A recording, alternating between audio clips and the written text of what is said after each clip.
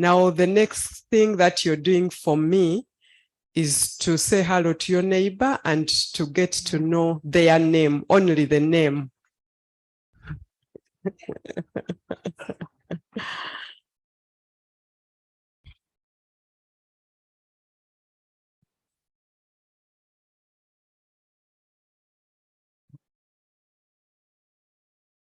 Yes, all right. I take this opportunity to welcome you to the Symposium on Women's Economic Empowerment and Women Groups in Uganda. My name is Rita Namisango. I'm the Principal Public Relations Officer for Makerere University and a very good friend of the School of Women and Gender Studies at Makerere University. Yes, there are specific partners that we need to recognize. We have the Evidence Consortium on Women's Groups. We have the American Institute for Research, the Africa Center, Makerere College of Health Sciences, and the School of Women and Gender Studies at Makerere University, and not forgetting our mother, the College of Humanities and Social Sciences. When you look at this banner, most of the partners are highlighted, and we are also happy that we have CARE International on board. Thank you so much. Why are we here? If you asked your neighbor, but maybe let's not get into this, right? Let me explain why we are here. And thank you for honoring the invitation. This is called a Symposium on Women's Economic Empowerment and Women's Groups in Uganda. A symposium is generally defined as a meeting organized so that experts in a given field can meet, present papers, and discuss issues and trends or make recommendations for a certain course of action. So that means we are a very important audience, and there are words that we should stress: evidence-based research, economic empowerment. Now, when you have evidence-based research combined with economic empowerment, then we should be able to inform decision-making processes at the national and international level. That is why we are gathered here today. And expected outputs. Normally, when you attend a conference, a workshop, there are expected outputs. At the end of the symposium, we expect to enhance the awareness of the importance of fostering women economic empowerment and using innovative solutions to improve the evidence base and increase information storage and uptake. But as you remember the words evidence-based, women economic empowerment. We are also expected to raise awareness on the necessary steps needed to build a community of practice that is set to improve evidence, still there is that word evidence, and impact information exchange on women's economic empowerment and women's groups in Uganda. Number 3, reinforce focus on the implementation of information exchange with policymakers to increase the efficiency of evidence-based decision-making. Evidence-based decision-making. The theme of the symposium, the Bill and Melinda Gates Foundation defines a health empowered economic actor as having 3 critical features: access to income and assets. That is very important for all of us in this room.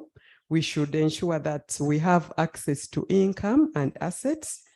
When women have a source of income, they are on the path to beginning a healthy, empowered economic actor.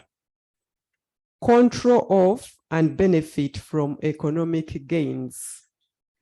women who are able to decide where, when, and how to spend their income, see improvements in their social and economic status, and the level of resources devoted to their children.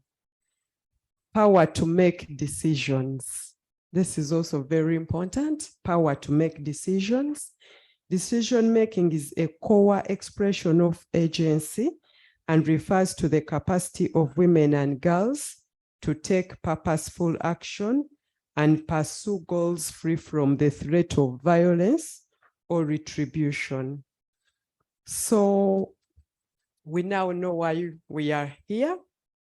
Women's groups, because we keep on featuring the word women's groups. On the other hand, because someone might say, I came as an individual. Then when they are emphasizing women's groups, do I follow anywhere? Yes, you do.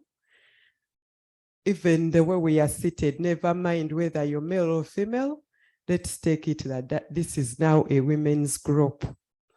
It's a group of women who meet regularly, usually to have discussions and to focus on the well-being of their communities. Some of these include savings and credit groups.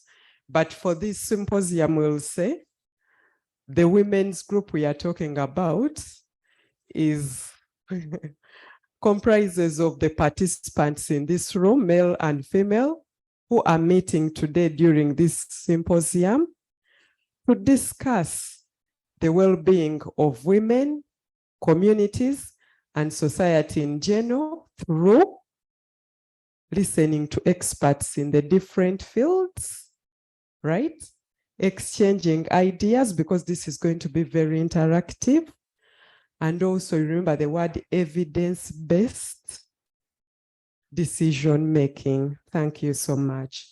It's now time for us to get into the opening ceremony of the symposium on the women's economic empowerment and women groups in Uganda. In line with our program, the opening ceremony constitutes an opening address by Associate Professor Sarah Sally, the Dean School of Women and Gender Studies. We will also listen to welcome remarks from Professor Eric Awich Ochen, the Deputy Principal, College of Humanities and Social Sciences. We'll then have Professor Grace Bantebia to come in and ably introduce our keynote speaker. Thereafter, we'll have the keynote address from our guest of honor, Commissioner Angela Naka Fellow from the Ministry of Gender, Labor, and Social Development. Thank you so much. Are we a happy audience? Yes, okay. Makerere University has been celebrating 100 years of existence, and there is no way we cannot afford to be a happy audience for all the goodness that the Almighty God has enabled us to reach thus far. And as we look forward to discussions on women's economic empowerment, let us be very attentive, actively participate, because it's for the good of all of us and the community at large. May I invite Professor Grace Bantebia Chomhendo to briefly welcome us and also give an overview. An overview or a few words of encouragement, a few words of wisdom as we start the symposium. You're welcome.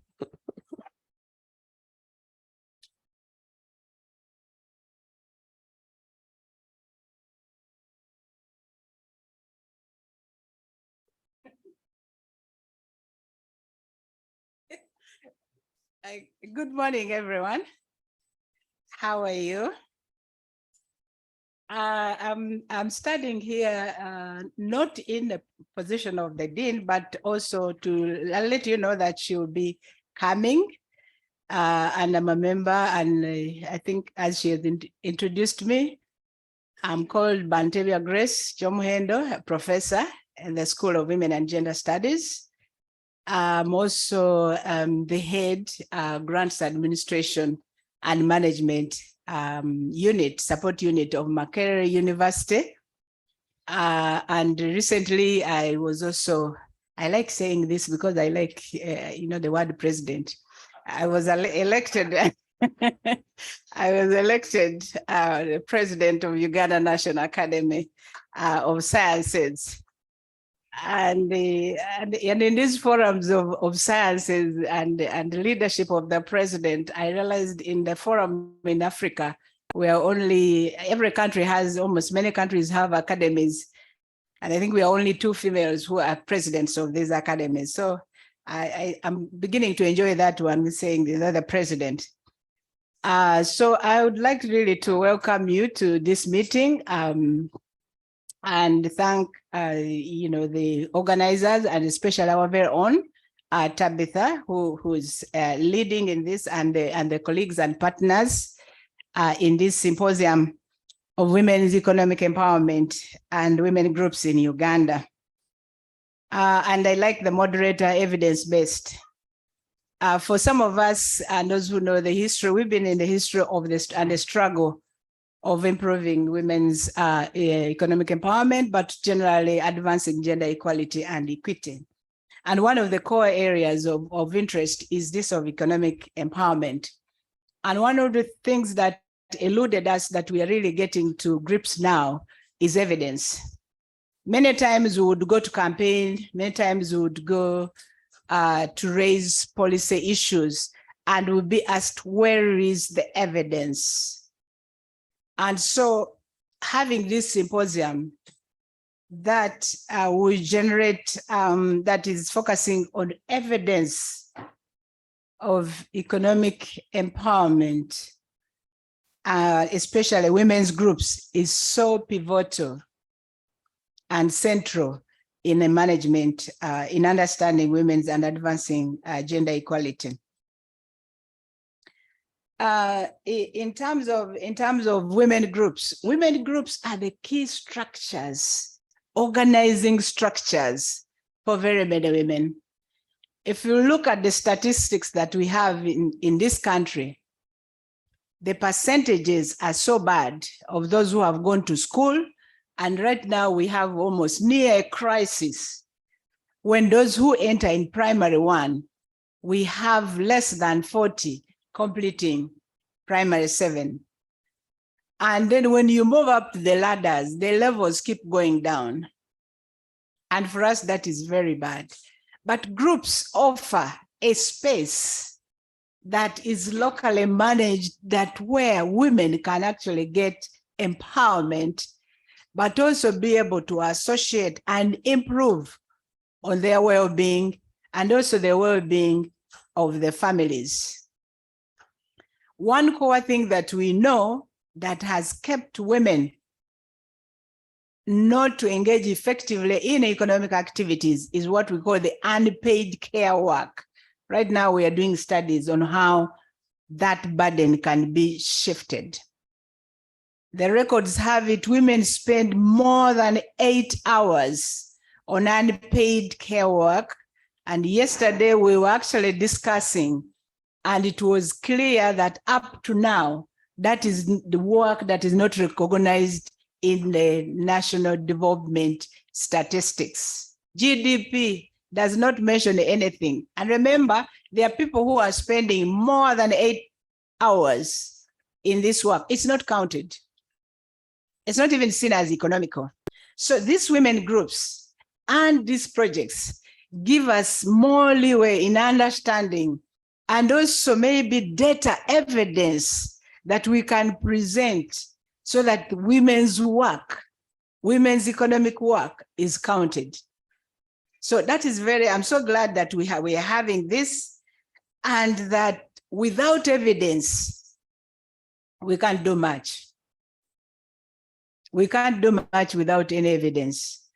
And I think the director in Ministry of Gender will talk about this. when we were still beginning these campaigns, I remember we were demonstrating, going to the parliament and so on, try to end gender-based violence, which you all know that is a key area that is really impacting on women's economic engagement. It's very central in impacting the way and mode women engage in economic empowerment. Just a few days ago, one young woman left a very good job because the husband said, "I don't want you to work." And if you go to work, then there was violence in the house. She has a job, but she left it 2 days ago because the husband does not want her to work. So her economic engagement is curtailed by the gender relations. And for fear of violence, she has decided to sit at home. So there's so many multiple factors impacting economic empowerment of women. So groups are very central. And evidence has been on the lips of everybody. How do we count? Even now we are trying to see how we count unpaid care. How do we really have, what evidence do we have in terms of women's engagement? Because when we did a lot of demonstrations about gender-based violence, they said, you women, with your students at Makerere, you always just say, but where is the evidence? You hear one story in one village and you come and say that we make a policy. Thank God that we got supporters who then eventually did studies that proved, with the statistics. And Uganda Bureau of Statistics is also doing the same as evidence that there is a problem in this country. And so I really don't want to give another lecture. Lecturers, you have to be very careful to invite them to speak. They might end up giving a keynote address. So I think I want to stop here and really, recognize all the partners and, say for us, we are super excited. And as a person who works in gender, but also works in grants and research, we are promoting research evidence-based in every area to show that this is the situation and this is what needs to be done. So this is a contribution to that area that we are really promoting. And we look forward to the presentations today. And I'm glad, we have our students here. These are our future researchers the students, please raise your hand so that someone can clap for you. This is a younger generation that we are going to be working, that is going to take over from us. And I think it's important that they're here. And lastly, also to remind members, yes, we have been celebrating 100 years, but Makerere's vision and position is a research-led, evidence-based. Even our teaching is informed or will be informed by evidence. And why? Because we would also like evidence to inform the development programs of this country. The university seeks to make a significant contribution through evidence-based research as a research-led institution to contribute not only to the national, but also to the global and regional agendas. Because the nation and other countries have moved to the program-based planning and application for improving the livelihoods of members. So the programs must be informed by evidence, and this is one of the evidence. So moderator, I would like to stop here. Welcome all of you, and for us, we are really super excited that you are all here, and we can't wait to we are waiting to hear the presentations and the discussions that will happen today. Have a blessed day and have a good deliberations. Thank you so much.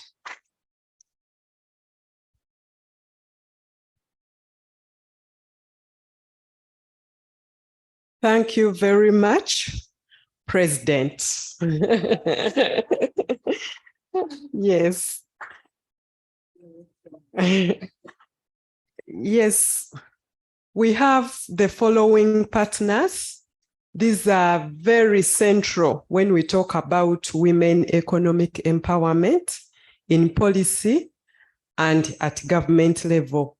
The Ministry of Gender, Labor and Social Development, the Ministry of Finance, Planning and Economic Development, Avis Uganda, Islamic University in Uganda, Care International, Uganda Microfinance Authority, Makerere University Business School, College of Business and Management Sciences at Makerere University, College of Health Sciences, Center for Evidence Synthesis and Knowledge Translation, and the Gender Mainstreaming Directorate at Makerere University.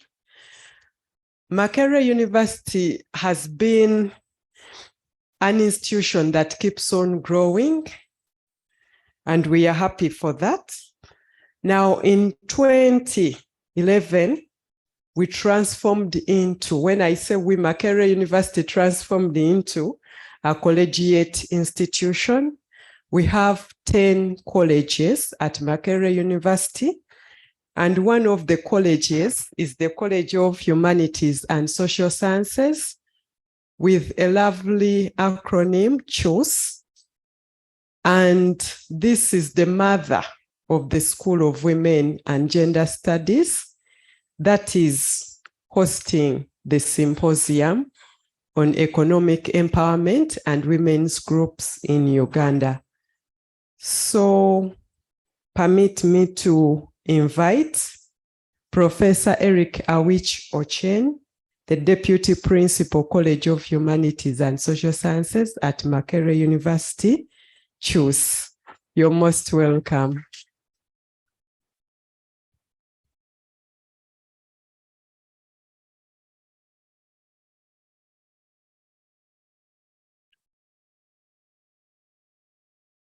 Okay, thank you so much, Rita. I'm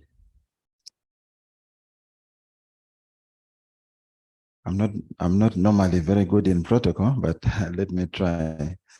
Yeah. I think our keynote speaker and probably also our chief guest, Dr. Angela Nakafero, who also works as the commissioner, unless she has got promotion recently that I don't know, for gender, the Ministry of Gender, Labor and Social Development. The Dean, School of Women and Gender Studies, or as represented. My distinguished professors here, Professor Grace Bantebia Chomoendo, who, as you know, is the president of Uganda National Academy of Sciences. Yes, even gender is a science, if you didn't know that. Yes, and I think I saw Professor Kabonesa Consolata somewhere, and other distinguished professors that I may not be able to recognize now. Our senior faculty in the School of Women and Gender Studies, our distinguished invited guest. You may forgive me because I might not know all of you in your distinguished capacities, but I would like to recognize you. Our invited guests, and then our dear students who are part of this. I think some of them may have completed waiting for graduation, and maybe some are still here. Yeah, I'm very happy to be here to make some opening remarks at this symposium. As Rita indicated, the College of Humanities and Social Sciences, which I co-lead, let me use the word co-lead with the principal, is a very important college in the university.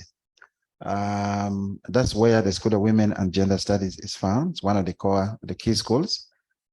We have 4 other schools. We have the School of Social Sciences, where some of you may have been students at one point or another, perhaps Angela. And then we have the School of Psychology, led by Associate Professor Grace Kibanja. And we have the School of Literature, Languages and Communication, led by another powerful woman on campus, Dr. Sauda Namialo. We have the School of Liberal and Performing Arts, led by Professor Patrick Mangeni. And then we have of course, the School of Women and Gender Studies, led by Professor Sarah Sally, that all of you know. And then we have Makerere Institute for Social Research as a very big institute, which is actually almost a school, and is currently led by Dr. Grace Edward Galabuzi in acting capacity. I think those are the schools that we have. So we have almost 6 schools, and the college is the biggest in the university. We always refer to choose as the soul of the university. All the flavor, the entertainment, the social and artistic impressions that come from here, from the hill, the Makerere University Hill, are actually manufactured in the Choose kitchen. So Choose plays a very key role in adding flavor to the learning. Yeah. Having said that, I want to note that when we talk about women's economic empowerment, and then when we also bring in the issue of women's group, it's a very important thing. Of course, as we all know, the world's population is predominantly female. I think across the globe, there are more women than men. Even when you come to Uganda, I might not have the exact statistics, but I know at least more than 50%. I think about 51, 52% of the population of Uganda are actually female.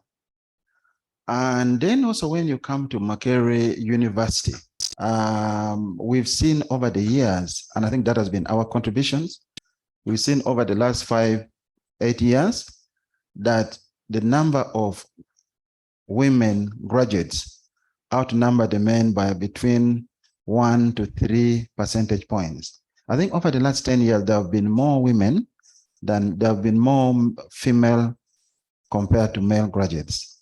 And to me, that is a significant contribution that the university is actually making to improving the gender landscape in this country. That, of course, does not in any way undermine the challenges that we actually have, because what we know that for every female who come to the university, probably there are 20 more who will never get into senior 4. I think as Professor Bantebe Chumahendo mentioned,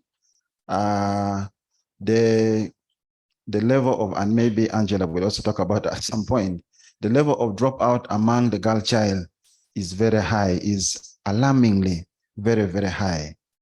I think less than 30% of girl children that enroll in primary 1 actually sit primary 7 examinations. And then of those that sit primary 7 examination, maybe perhaps even less than half transition to secondary education.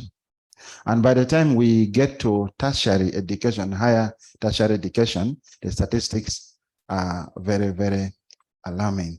Now that tells you that if we are able to have, let's say, at least 60% of girls complete primary education, and then maybe about 40% of that join secondary education, then it means that the proportion of girls in higher education would actually be much, much higher, including at the university. Yeah, but the landscape has changed over the years, and we would like to appreciate all the key actors that have played a key role in improving that. We'd like to appreciate the government of Uganda, which, as you know, has over the years had affirmative actions in enhancing in improving the space that women inhabit in this country, in improving women's empowerment, education, addressing issues around gender-based violence. But of course, gender-based violence remains a key concern, as Professor Banteva also mentioned. It is actually sad that many women, graduate women, are actually made not to work. Just a few days ago, I had a conversation with someone that I know, and she told me that her husband, who lives abroad, he doesn't live in this country, has ordered her that she should only sit at home. This is a graduate of a university. The husband wants her to sit at home and just be a housewife, not go anywhere, not do any work. And then he gives her do you call it a stipend? A stipend of 500,000 shilling every month. And the lady told me that I have a mother who is in her 60s. She has some medical conditions. She needs she needs regular medications. I have siblings who are younger than me that I have to also support. And when she discussed it with the man, he told her that your mother is already living her future. That's the kind of future that she planned for herself. It is none of your business. And so it was very, very saddening. And it looks like the marriage might not actually stand, because I think that was a very selfish statement that he actually made. And so as Professor Bantebia mentioned, we have challenges. We think we have university graduates, we think we have people who are working, but they're having challenges. I want to bring it home here, and I don't want to make this appear as a disparaging remark on a colleague, but within the university, a couple of years ago, I think around 2006, I used to do a little bit of consultancy. And then I happened to meet one of my colleagues also, who was a doctor at that time already. I wasn't a doctor yet. And I noticed that when we go to work, to do whatever work we were doing, by around 5 p.m., she has to be going home. And by the way, this person is a lecturer here. So I asked her, I said, how come you have to go? So they said, well, in my home, I have to be home before my husband. He doesn't have to come home and not find me home. So I have to get there ahead of him. And he also stopped the senior colleague from teaching on the evening program. These are realities which are coming home here. So I'm just trying to explain to you that the challenges out there are real. It doesn't only affect the disempowered women at grassroots level, it even affects the apparently very much empowered at our level here. Now imagine how much productive time is this person going to lose by not being able to extend 1 or 2 hours, sometime when necessary. I'm not saying that should be done regularly, but there are times when you have deadlines and you have things to actually meet. Yeah, so on this note then, we want to recognize the leaders that have worked over the years to try and improve the gender landscape in this country, to improve women's empowerment.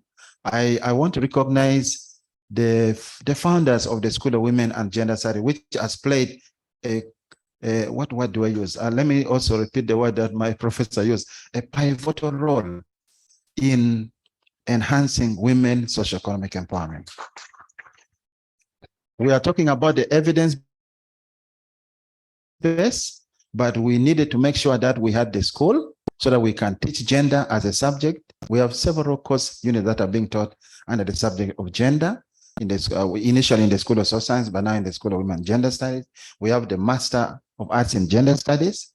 We have the PhD in Gender Studies. And actually, in the next graduation, we'll be presenting several master's graduates and I think 1 or 2 PhD graduates in Gender Studies as well. And of course, this has helped. I mean, even at undergraduate level, we have had those who have done research on gender. We have students in social sciences who have researched teenage pregnancy, early early marriages, and many other things. So we've really worked hard as a university to try and improve on the evidence base that can be used not just for academic purposes, but also for policy decision-making purposes. And of course, going back to the School of Women and Gender Studies, who played key role, Professor Maxine Ankra, Professor Joy Kwesiga, who was our Dean of Social Sciences, and also, the head the School of the Department of Women and Gender Studies at that time, later Dean of the School of Social Sciences, and currently a long-serving Vice Chancellor of Kabale University. A very heavy Muchiga woman. Yeah, we salute her.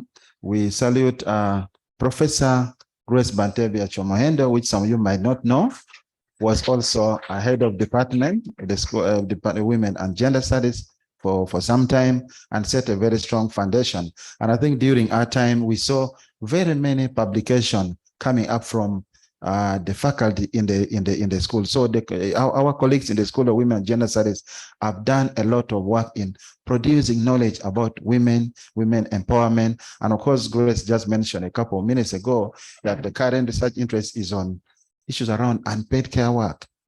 Our mothers, the ladies at home, work so many hours. And well, men also work, but of course, we all know that women work much more, many hours, and most of it is actually unpaid. Yeah. And we also want to salute Professor Consolata Cabonesa, who has also played a role in working and ensuring that we continue that progress, building the evidence base. Professor Sarah Sally, and at the university level, we salute Dr. Uzobia Mugisha-Bene, who has worked very hard as the director of gender mainstreaming, in also trying to improve the gender landscape. Maybe on this note, I also have to mention that in the last few weeks, the university, yes, I would say so, has started to undergo a process of acquiring what we call the UNDP gender seal, which implies that we want to ensure that we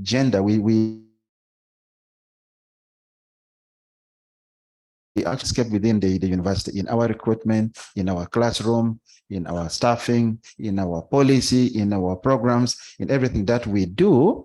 Of course, in line with the new Makerere University strategic plan, which is 2020-2030, which, as Professor Van Dembla mentioned here, is focusing on enhancing our research evidence. We want to make sure that we become a research-led university. And of course, research-led means we have to work on producing the evidence that we can use for everything that we do within the university, and also making sure that we have available information and data that can be used for national and international programming, national development programming. So we are moving very well in that direction. Our strategic plan also encourages our collaboration and engagement with industry. Now, when I talk about industry, it is not just the industrial sector. We are talking about all the people out there. We are talking about, first of all, our mother ministry, the Ministry of Gender, Labor and Social Development, which we've been working very well with. We have the Ministry of Education, several government departments, and then also the private sector, other actors out there. We are also encouraging internationalization. I know the school has worked very hard with CARE International, which is a very key player in this area of women empowerment. I think CARE was one of the very first organizations in this country to try and mobilize women groups into developing savings. The savings group, which they can use to mobilize micro income, but which can produce very significant results at both family and community levels. So we salute CARE for that as well, in addition to all the other actors, UNICEF, Save the Children in Uganda, USAID, UNFPA, that all played a very, very key role. And of course, many of the publications that we produce from here have resulted into policy briefs and other important public outputs, which has also helped to enhance the policy, the evidence base in the country. As I conclude, I want to once again acknowledge the leadership of the university. Of course, over the years, the university leaders have played a key role in bringing us where we are now, in terms of making us a university or a school that also responds to the public out there in addressing critical issues around gender and women empowerment. I think right from the time of Professor Sebofo, our Vice Chancellor then, Professor Lubobi, Professor Bariamureba, Professor John Dumba Sentamo, and our current Vice Chancellor, Professor Barnabas Nawangwe, who is a very strong champion of gender.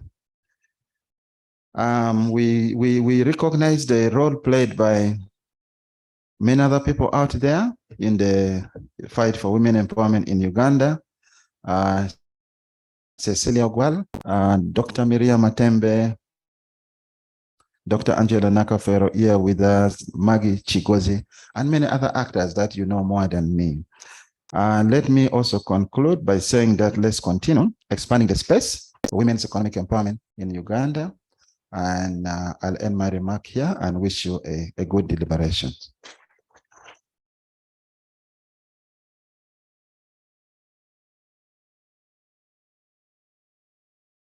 Thank you very much, Deputy Principal, College of Humanities and Social Sciences.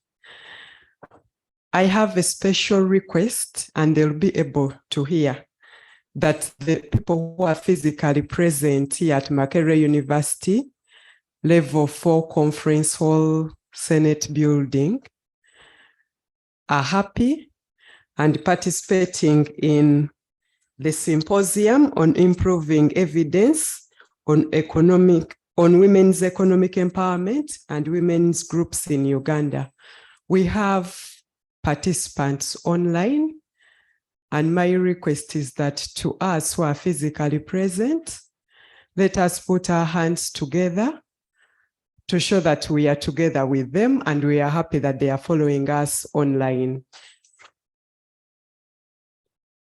Yes, thank you very much to our online participants. That is the happy note from all of us here physically present. Symposium on Improving Evidence on Women's Economic Empowerment and Women's Groups in Uganda. Permit me to recognize the following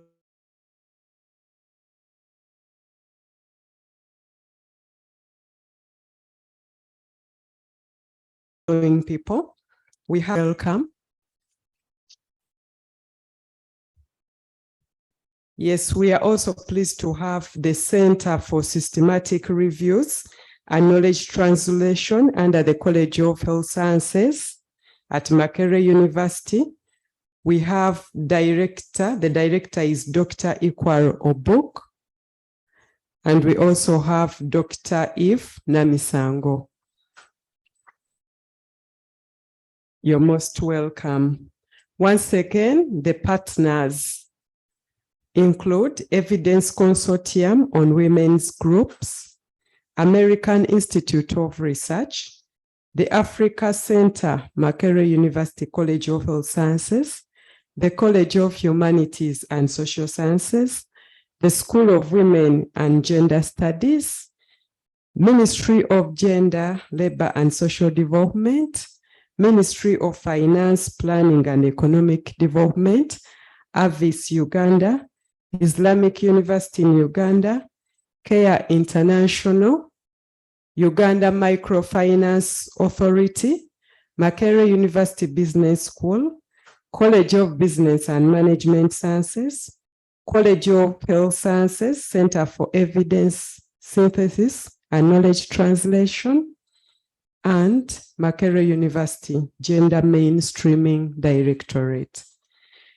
Permit me to welcome the President, Uganda National Academy of Sciences, but also one of us, our distinguished professor in the School of Women and Gender Studies, that is Professor Grace Bantebya-Chomhendo, to introduce our keynote speaker. And after that introduction, still she will ably welcome the keynote speaker to the podium. Thank you so much.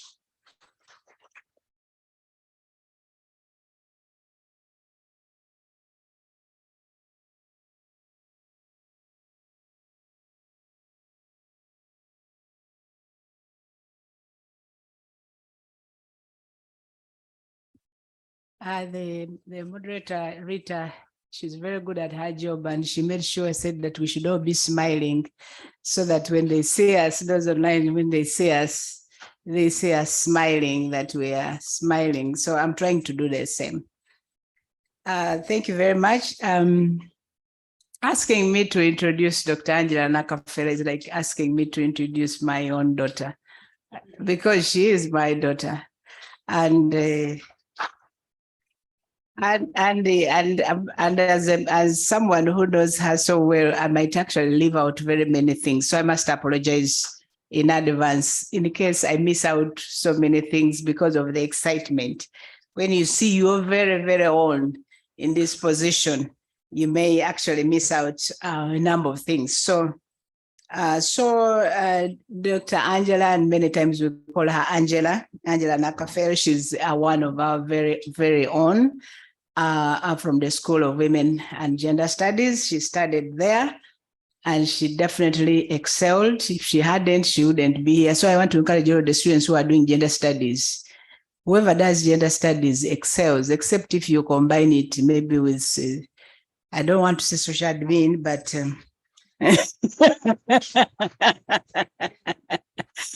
but that's a joke.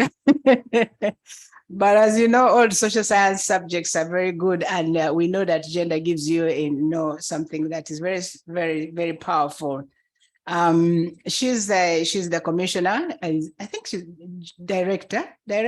commissioner, gender in the Ministry of Women and Gender Studies, Ministry of Gender, Labor and Social Development. And she's been in various positions, which I can't list because of the time.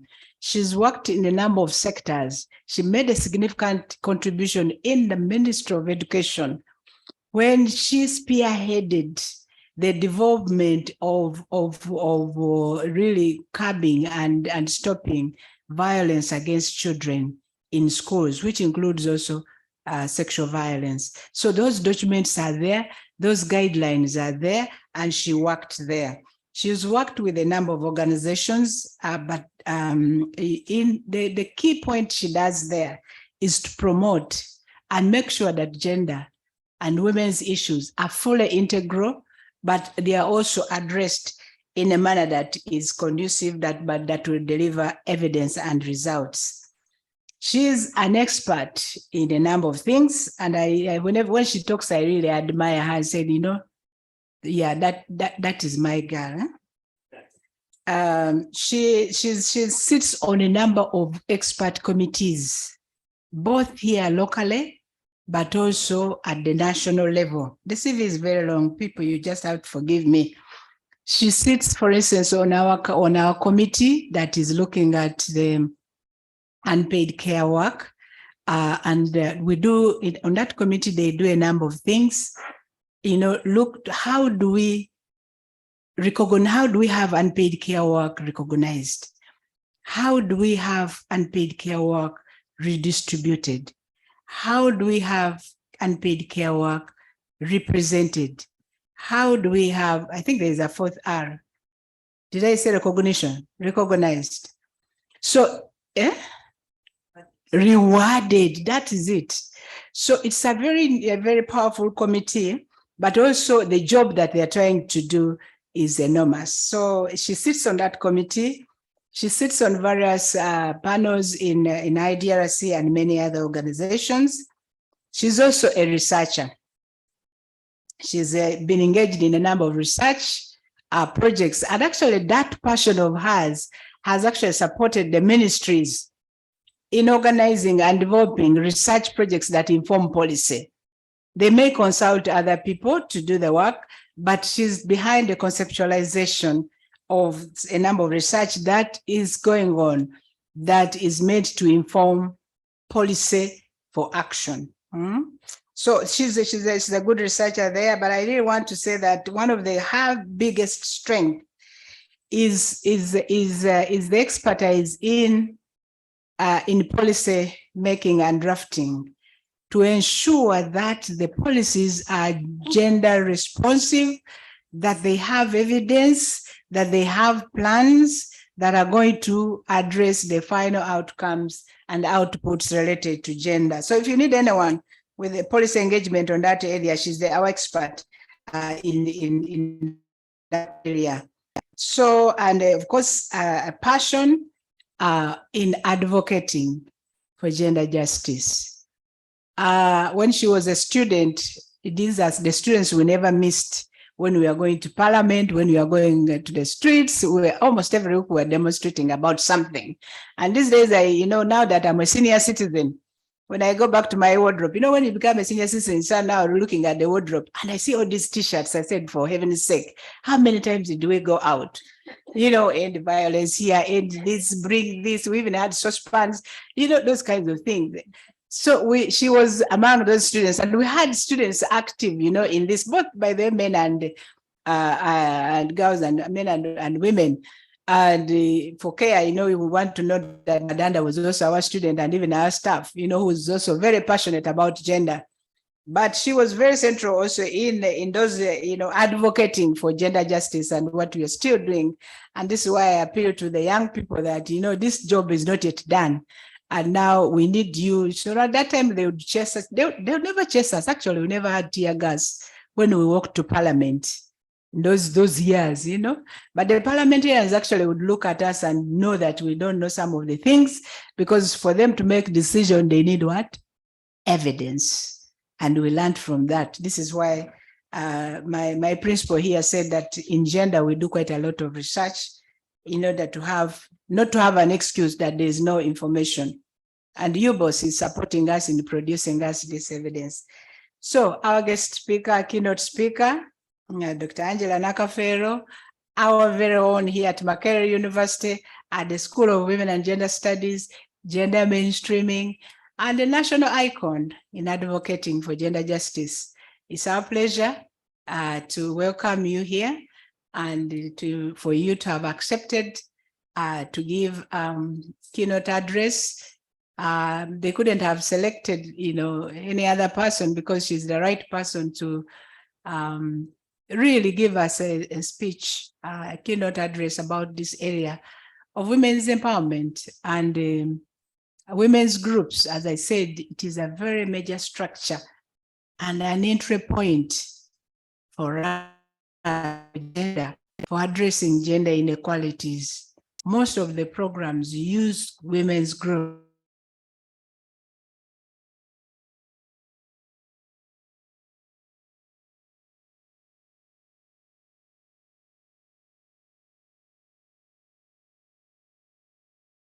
And I request the members of the School of Women and Gender Studies, those ones who have been there and those who are here, please to stand for recognition, because they work a lot and they are very central in these areas. So please stand for recognition.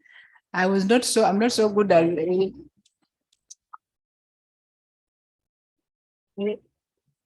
yeah, we are very few. But there's something that we have in abundance is the passion to advocate for this. So Angela, my daughter, and our very own of gender studies, we are very proud by the of you.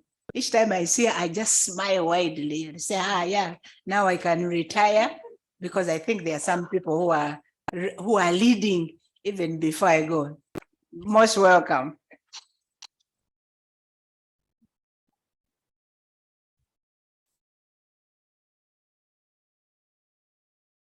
Mama. And I'm honestly excited to call her Mama, and there's a reason why. So Mama, Professor Grace Bantevia, the Deputy Principal of School of Humanities and Social Sciences, the head of Women and Gender Studies, our lecturers, our partners, you've been really recognized, our students in this room, the entire gender equality and women's empowerment fraternity in Uganda, distinguished guests, ladies and gentlemen. Happy New Year. I hope that we are starting 2023 with energies that are going to take us to another level. And of course, I'll be sharing some of the good news regarding women's economic empowerment in Uganda. I would like to thank Mama, Professor Grace, for the kind introduction. You've mentored me. The School of Women and Gender Studies has mentored me. I was a student, but they've continued to support me professionally in the areas where I've been working. In most of the work that we've achieved in education, Ministry of Education and Sports, currently Ministry of Gender, Labor, Social Development, we continue to work closely with the School of Women and Gender Studies. So thank you very much for the support. You've had people calling me Dr. Angela Nakafero. It's a recognition I got last year. It's an honorary doctorate because of the work we've managed collectively in Uganda in the area of gender equality and women's empowerment, but particularly so in terms of creating safe schools in Uganda. And I would like to recognize Dr. Eric because he's been behind part of this work that enabled me to be recognized at the international level. Thank you very much, Eric. This was by the University of Huddersfield in the UK. I don't take it lightly, ladies and gentlemen. It's a great pleasure to join you today morning, ladies and gentlemen, and particularly so, being invited to make this keynote address. I know quite a lot has been highlighted. I hope that I'll be able to share more insights into the area of gender equality and women's empowerment, but particularly so, women economic empowerment. Allow me to thank the organizers, the Evidence Consortium on Women Groups, Care International, and others that are supporting this work that has enabled the Ministry of Gender, Labor, Social Development to register some milestones. But of course, as we reflect on the status quo, you realize that the work is still huge. Ladies and gentlemen, in terms of us saying that Ugandan women have achieved economically. So there's quite a lot of work we have to do. I also need to thank the School of Women and Gender Studies because most cases, they're supporting us technically in terms of the policy and legal processes that we handle. The school has been part of this journey ever since it was created. We always look for evidence in order to inform our policy and legal processes, including the design of programs. So thank you very much for building the technical capacity for gender equality in Uganda. I also need to thank Rita, the Public Relations Officer, for defining women economic empowerment. We have to start from there to appreciate what it is that we are talking about, ladies and gentlemen. To me as a person, I need to reiterate and say an economically empowered woman is the one with the ability to succeed and advance economically. At the same time, with the power to make decisions and act on these economic decisions. It's not about wishful thinking, counting that next year I'll be able to earn 100 million. It's not about that. It's about commitment. It's about working hard and of course, having a vision of where we need to be in terms of women's economic empowerment. It's about making investments, ladies and gentlemen. Yes, we earn the salaries on a monthly basis, but how much are we able to save? How much are we reinvesting to earn extra income in the next years? Are we making investments? Are we creating wealth for ourselves for our families, but also for the country. Because quite often when we invest, even the country benefits. Are we advancing the quality of life? So when those major areas, when we can answer yes to most of those areas, then we'll be able to celebrate as Ugandan women that we are economically empowered. But if we are living month after month, the moment you earn your monthly income, within 1 or 2 days is finished, that is not economic empowerment. We are not advancing economic empowerment if we are investing in aspects that are not going to enable us earn an extra income tomorrow.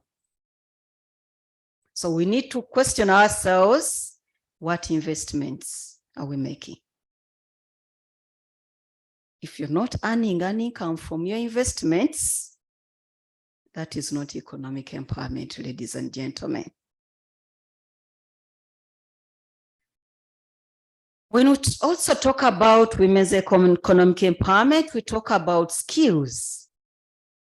Skills of making more money, skills of making more investments, and also the resources required. Are we able to compete in the labor market? Or are we able to compete in the open market where goods and services are being exchanged for money? Are we able to have fair and equal access to economic institutions? In Uganda, by the way, when our monies are put in commercial banks, women don't go there. We keep on, all of us, we fear loans from these commercial banks, but that's where government of Uganda puts our money. It's on the programs that have succeeded, somehow succeeded in terms of getting women into the economic arena are those that are really carved out for only women. Yes, we celebrate them, but we are not competing. It's about competing in the market for the resources that are there, for the opportunities that are there. It's also about mobilizing women. Yesterday, we were in Eastern Uganda, Manafa, Namsindwa. You find that women save their monies, but they've not been equally mobilized to make gainful investments. You save, yes, you keep it, you go for Nigina, next year you do the same. We are not able to advance economically as women. So as when we talk about women economic empowerment, ladies and gentlemen, it's not all about the individual person. It's not about Angela Nakafelo. It's not about Professor Grace. It's about all of us as Ugandans benefiting from the economic activities, programs, and opportunities. Are we able to sustain the economic status over time?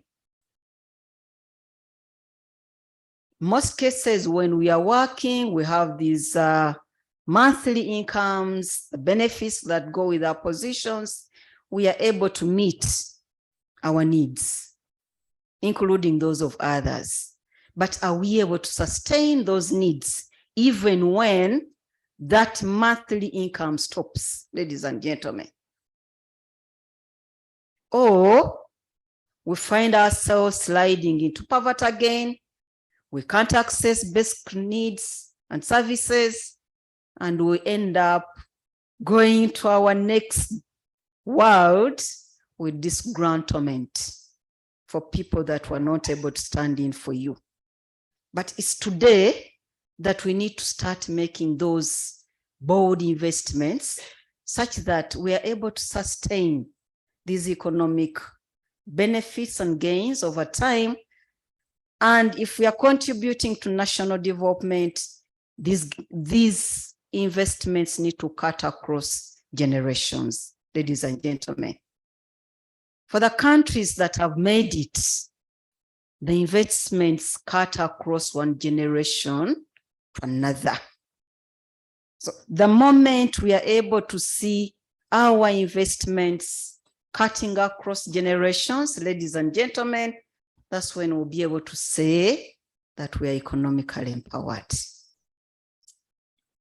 And on that note, usually I pose questions whether we appreciate the difference between assets and liabilities. Because quite often we invest in liabilities more than in assets. I know we have economics in this room, they know the difference, but all of us, it has to be a deliberate effort to really challenging yourself to question, am I investing my money in assets, or I'm building a volume of liabilities? And of course, when the salaries stop coming, that's when you realize that you were not wise in terms of investments. So we need to guard ourselves from building liabilities and focus more on building asset base that we can carry on with ourselves, but also carry on across generations. And this lesson has to be at an individual level, at the level of the groups that we are mobilizing, but also collectively as women of Uganda. Allow me, ladies and gentlemen, to just reflect on a few indicators. Professor was emphasizing evidence-based policy formulation and implementation. And of course, I would want us to appreciate where we stand in terms of women economic empowerment in Uganda. One of the indicators that I would like to reflect on is ownership of land by sex. Currently, in Uganda, men own 48% of land, and then women own 31% of land. It has been a proactive process of reaching 31%. We need to celebrate it as women of Uganda. At one point, we were owning only 7% of land in Uganda. So today, if we are able to own 31%, it's a big achievement. However, it also means that we can achieve 50% of land if we're proactive.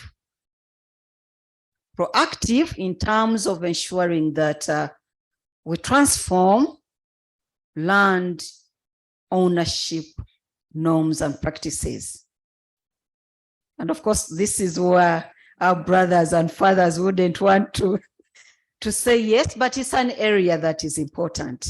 As you pass on land to your sons, also pass on land to your daughters. Daughters are proving to be really very, very important in our older lives. Secondly, when you, as women, as we earn our income, are you able to buy a piece of land? It's important in Uganda. You're not going to own a house. You will not go to the bank without a land title. So women have to start buying land and registering that land in our own names. Most times we register this land in our sons' names, or you give the money to your husband, he buys, you don't take it, you don't go out to ask him, please include me on the land title. So the land title comes in his name, and of course it's not your land. Legally, it's not your land, but you contributed funds to that. So even shifting the ownership of land and control requires quite a lot of work, changing the norms, improving women's income, but also being sensitive to our rights. Per capita income has improved over time, But we find that even including household income has been improving. Right now, according to the available statistics, most of the household in Uganda on average earn 416,000. But there are differences between the incomes for women headed households and men's headed households. Average wage earning by sex, it has improved. Currently, women in Uganda earn 110 compared to 222 for men. So women in Uganda are earning half of what men are earning. So economic empowerment, where incomes are low, opportunities for economic empowerment are also undermined. When we talk about unemployment rate by sex, currently unemployment in Uganda among women is 13.1%. Unemployment among men is 5.8%. So we double unemployment compared to men. Proportion of employed persons by sex, it has been improving, but still there are gaps. Mama Grace talked about average hours spent on unpaid care work. Our women's unpaid care, the amount of time, hours is twice as much as spent by men. Of course, that is out of the gender division of labor, which is strict in most of our social groups or social communities.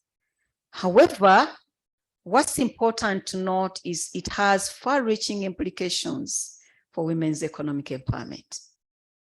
If all what women are doing is to spend most of the time on work, which is very important, we don't underrate it, but work that is not giving us an income, it's not surprising that more women and girls are poor in this country. So we need to advocate for technology. We need to advocate technology that can reduce the amount of time we spend. That is part of economic empowerment, but also transforming the socialization process, because it's us who normally socialize the boys and girls. We need to start sharing the roles and responsibility, especially unpaid care work. Ladies and gentlemen, as we celebrate the improvements in incomes by women, according to the Uganda Bureau of Statistics, we discovered that there's a lot of economic exploitation.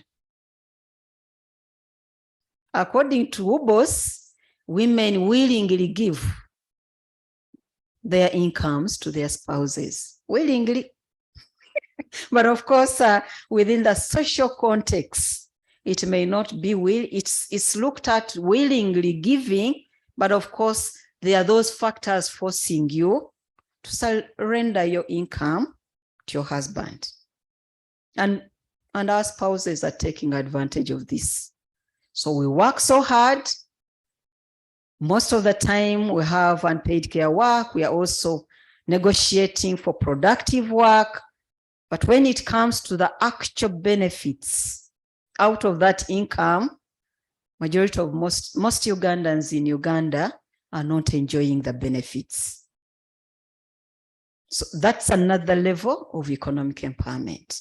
Once you earn your income, are you making decisions? Are you controlling the decisions of how this income is spent?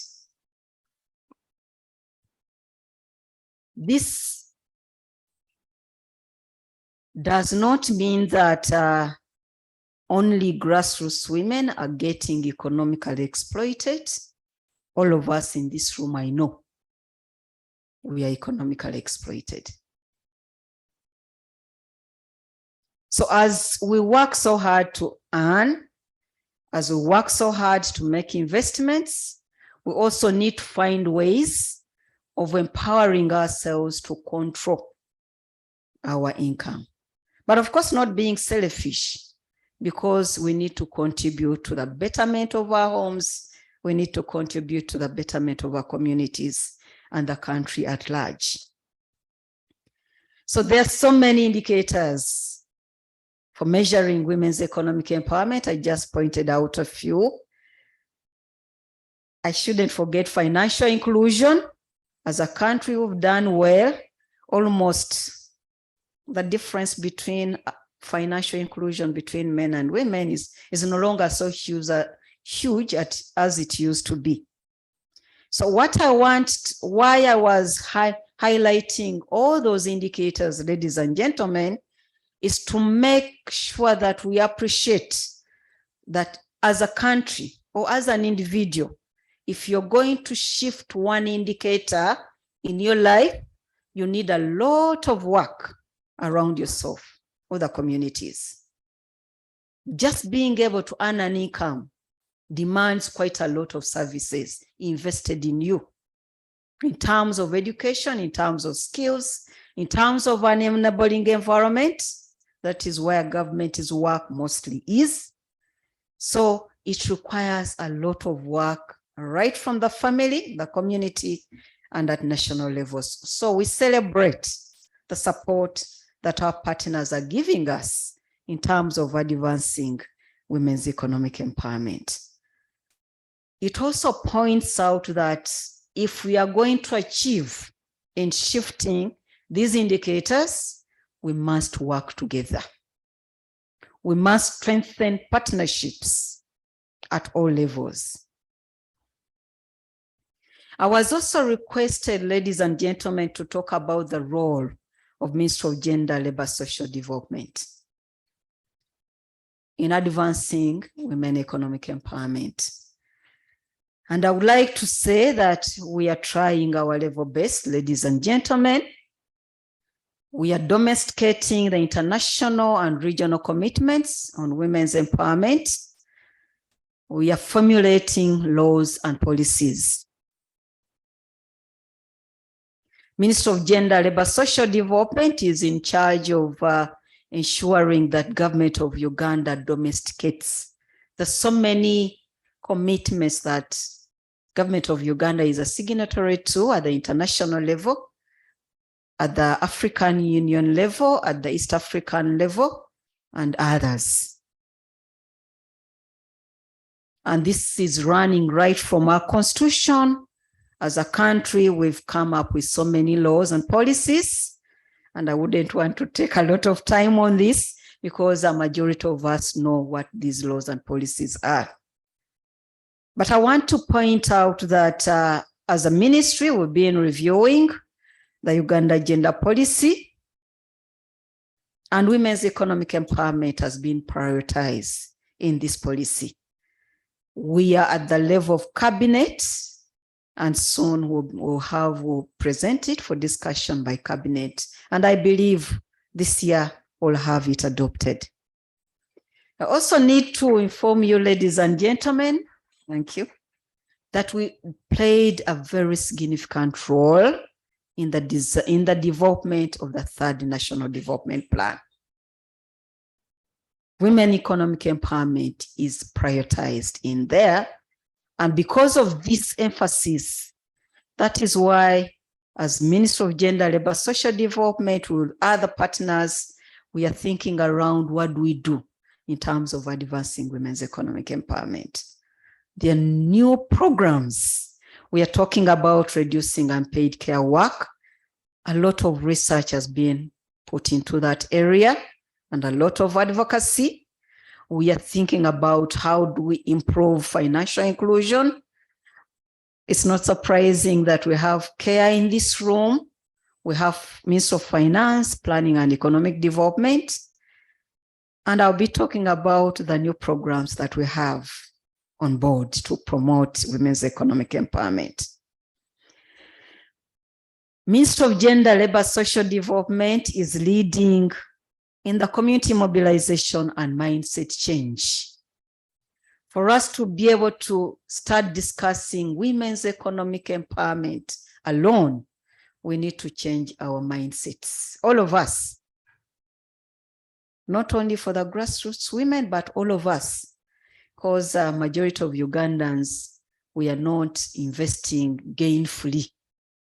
We spend so much, and of course, that is not good in terms of national development. So it's an area we are going to focus on, and taking the parish development model as a strategy is an area we've started in promoting community mobilization and mindset change. The next area where Ministry of Gender, Labor, Social Development is leading is promoting positive social norm change, closely related to community mobilization and mindset change. We are tackling persistent discrimination and negative social norms and practices against women and girls. A lot has been talked about around elimination of violence against women and girls. Because if we have violence in our homes, in our communities, we will not move along in terms of women economic empowerment. So if we are to advance economically, we need a violence-free working environment, homes and communities, and that's an area where Ministry of Gender is doing really very well. We are also championing male engagement. We need the men and boys as our allies. We don't want to advance ourselves as competitors because they're really very still in power and dictating most of the decisions where we want to benefit. So we need to win their support, and that is why we are advancing male engagement in whatever we are doing and working closely with all institutions in Uganda, right from the cultural institutions, religious institutions, government institutions, and the private sector, ladies and gentlemen. So the issue is ensuring that we promote integrated support services that will help women and girls to advance economically. An area where we celebrate much achievement is in designing and implementing special programs and projects for advancing women economic empowerment. Today, as government of Uganda, we've recognized the potential and contribution of women in economic empowerment and advancement of the country. So as a ministry, we are implementing the Uganda Women Entrepreneurship Program for the grassroots women who are starting from zero so that they can participate in the market economy.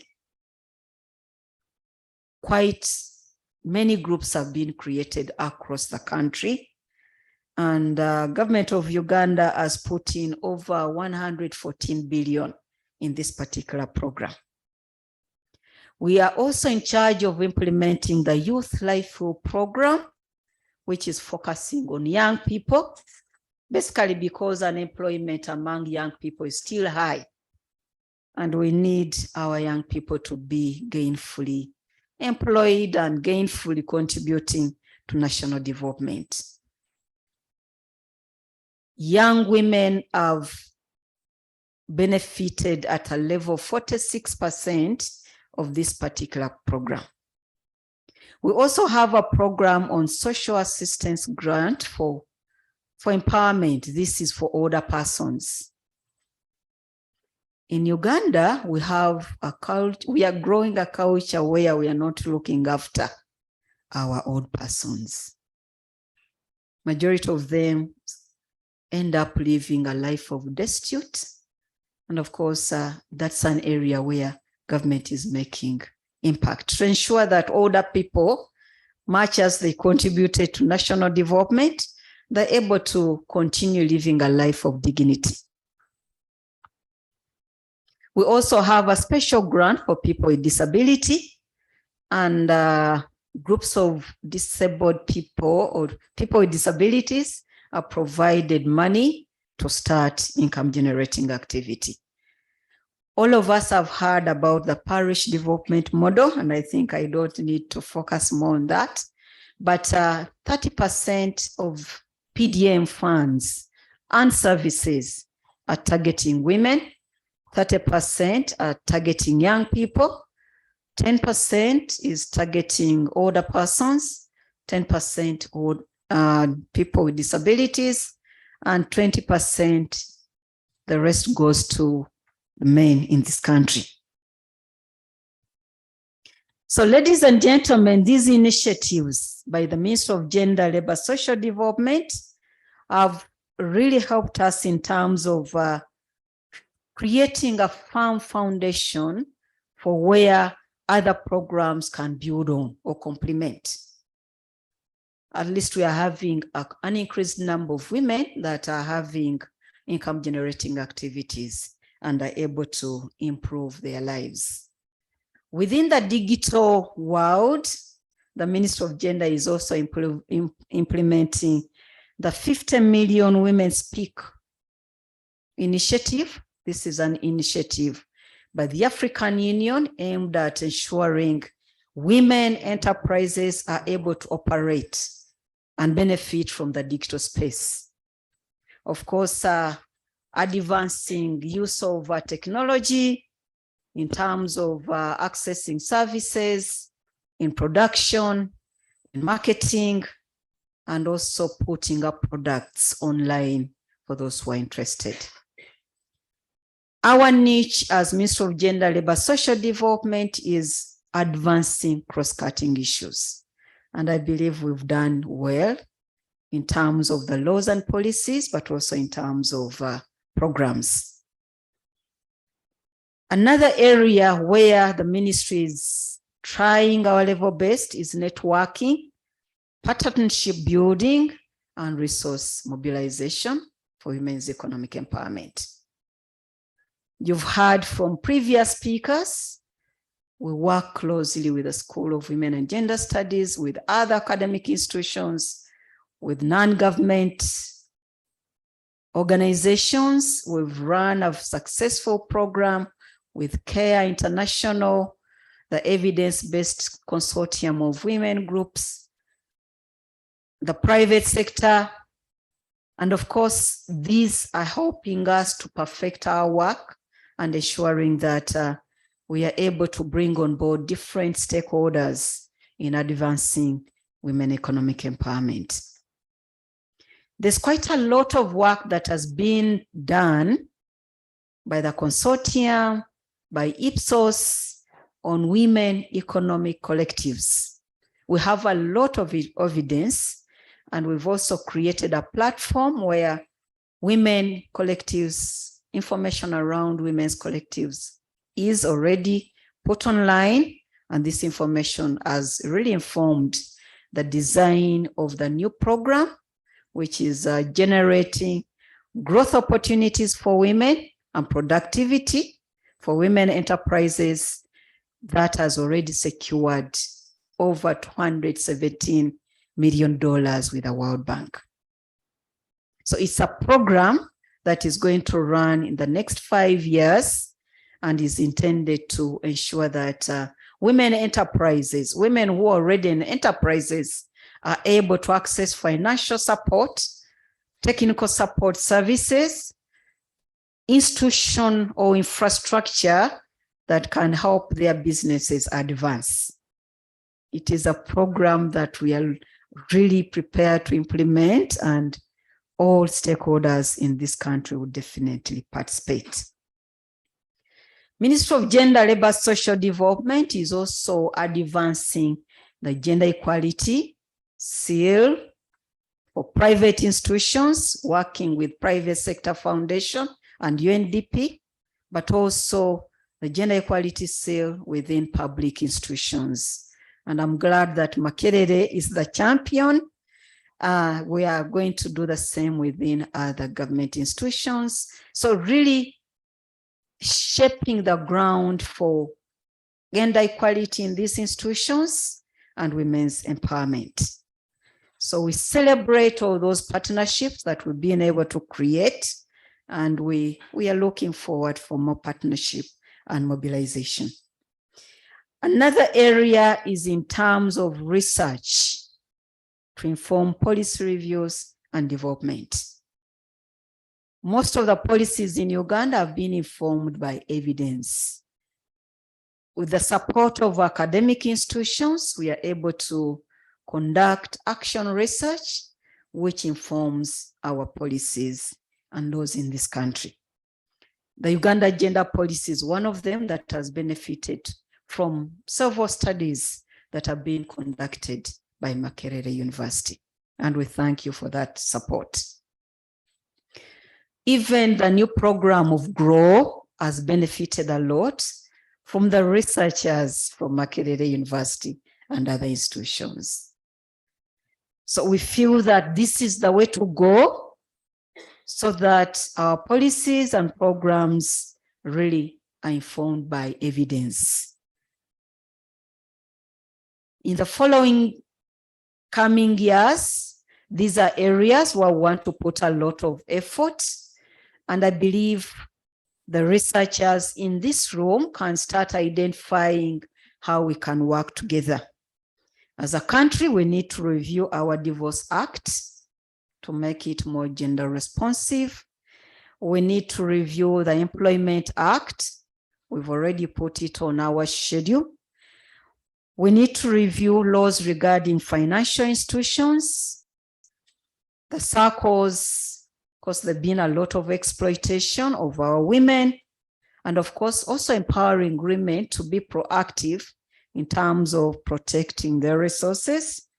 We need to review the Domestic Violence Act, which was enacted in 2011, and its attendant National Action Plan for Gender-Based Violence.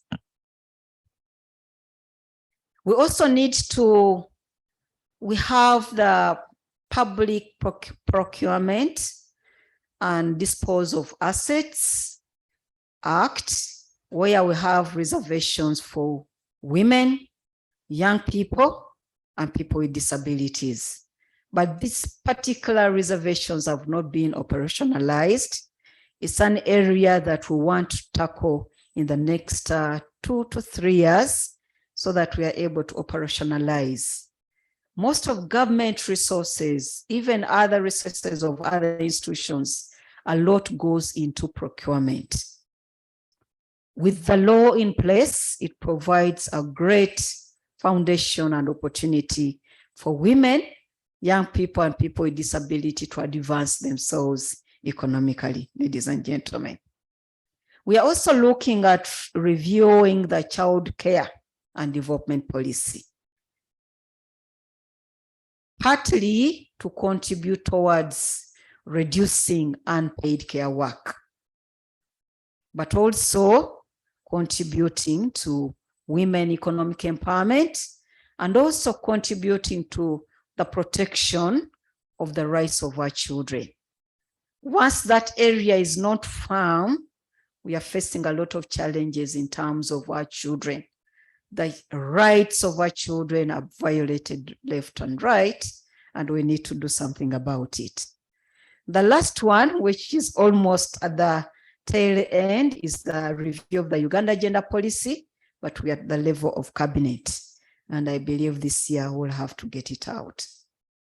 When we talk about evidence, ladies and gentlemen, we also need to set indicators and targets on measuring performance.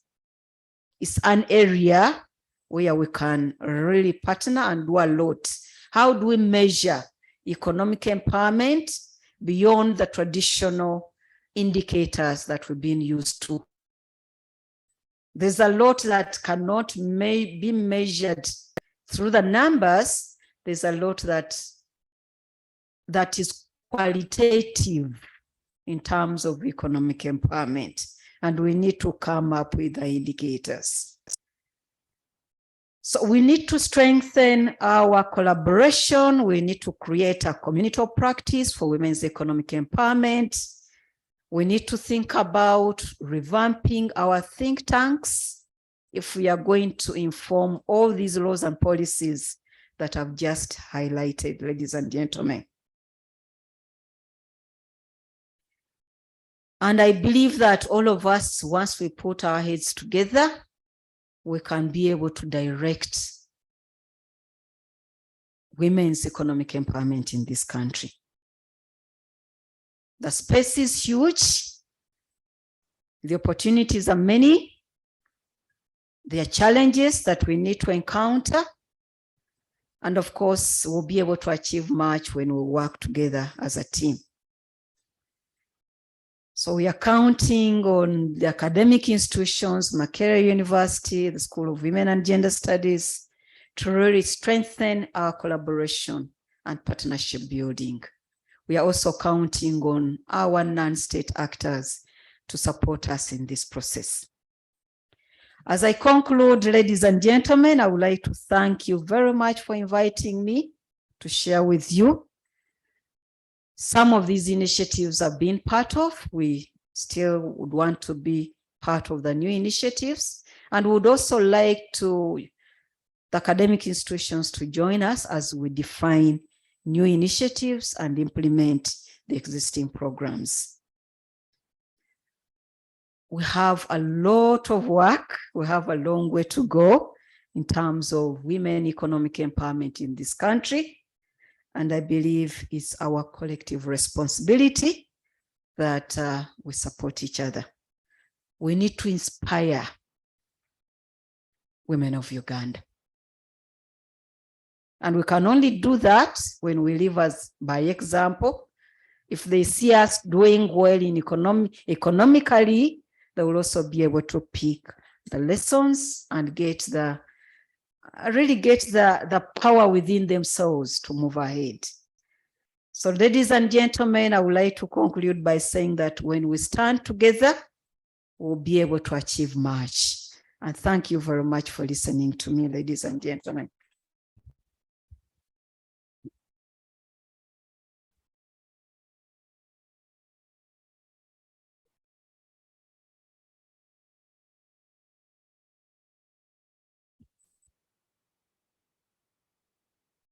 Yes, that is a very powerful message. And I'm very happy that Dr. Angela Nakafel, as you are speaking, our online audience, let me be specific, we have the key participant, Professor Josephine Ahikire, who is the Principal, College of Humanities and Social Sciences. She kept on saying, yes, that is our alumnus from the School of Women and Gender Studies. Thank you so much. Now, if you didn't hear anything, the chances are very high that we all heard everything. There is something in the interest of time that is very key. The keynote speaker has emphasized we are not advancing economically if we have investments where we are not earning. So just turn to your neighbor and find out whether they could mention any investment that he or she has and they are not earning economically, so that we have a case study maybe as we progress. They do? Okay. Then also as you invest, that we should ensure we invest gainfully. But I think that one will need another symposium maybe, so that the topic is clearly investing gainfully. And then there was an issue that is central to all of us, that is land ownership, but with a specific emphasis to the women, because the men at least have been doing it so well, that women should buy land. And when you buy the land, please register the land in your name. Thank you very much. The symposium on improving evidence on women's economic empowerment and women's groups is supported by the American Research Institutes, led by the Evidence Consortium on Women's Groups, financed by the Bill and Melinda Gates Foundation. And when I mention Bill and Melinda Gates Foundation, allow me to reiterate this. The Bill and Melinda Gates Foundation defines a healthy, empowered economic actor as having 3 critical features. 1, access to income and assets. When women have a source of income, they are on the path to becoming a healthy and economically empowered actor. Number 2, control of, you should have control of and benefit from economic gains. And that is in line with what the keynote speaker emphasized, investing gainfully. Control of and benefit from economic gains. Women are able to decide where, when, and how to spend their income, see improvements in their social and economic status, and the level of resources devoted to their children. 3, power to make decisions.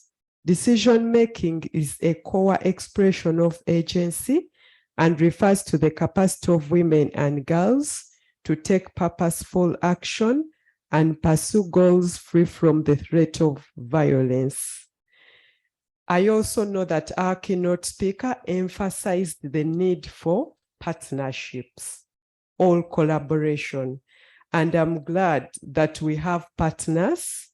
That is the Ministry of Gender, Labor and Social Development, the Ministry of Finance, Planning and Economic Development, Avis Uganda, Islamic University in Uganda, CARE International, School of Women and Gender Studies, Makerere University, College of Humanities and Social Sciences, Makerere University, Uganda Microfinance Authority, Makerere University Business School, MOPS, Makerere University College of Business and Management Sciences, the College of Health Sciences at Makerere University, specifically the Center for Evidence Synthesis and Knowledge Translation, the Gender Mainstreaming Directorate, Makerere University, Uganda National Academy of Sciences, and so many others. At this juncture, permit me to welcome the Dean, School of Women and Gender Studies,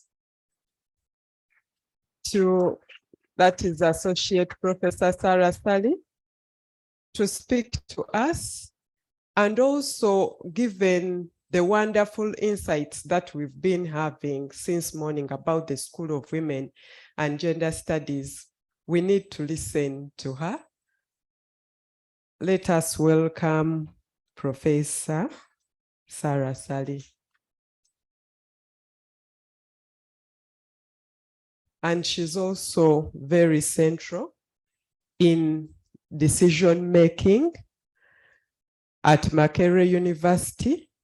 She is a member of Makerere University Council and also the director of the Arua Center of Excellence, and also a member of the steering committee for the MasterCard Foundation Scholars Program at Makerere University.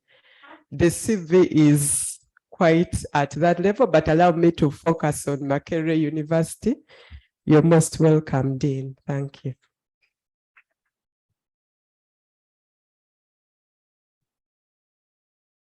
Thank you very much, everyone. Good morning.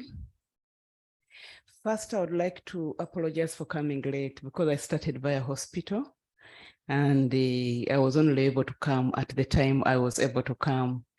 Otherwise, I would like to welcome you all to the School of Women and Gender Studies in the Senate House and the Senate Conference Room.